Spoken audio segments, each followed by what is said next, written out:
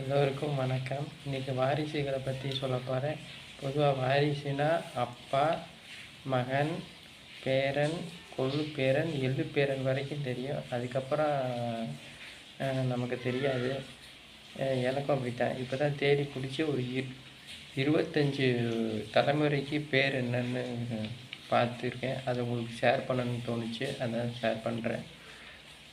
அப்பா, மகன்,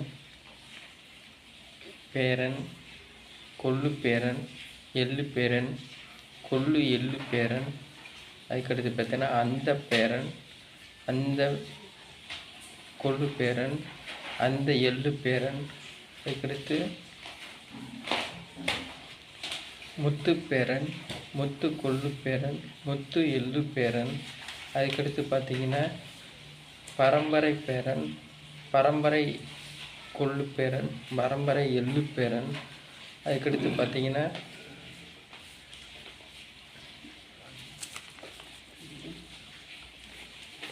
வழிவழி பேரன், வழிவழி கொள்ளு பேரன், வழிவழி எள்ளு பேரன், அதுக்கடுத்து பார்த்தீங்கன்னா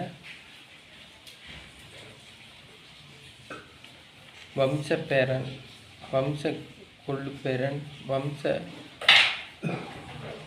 எள்ளு பேரன், அதுக்கடுத்து குடிப்பேரன், குடி கொள்ளு பேரன், குடி எள்ளு பேரன். 25வது வாரிசு வந்து பார்த்தீங்கன்னா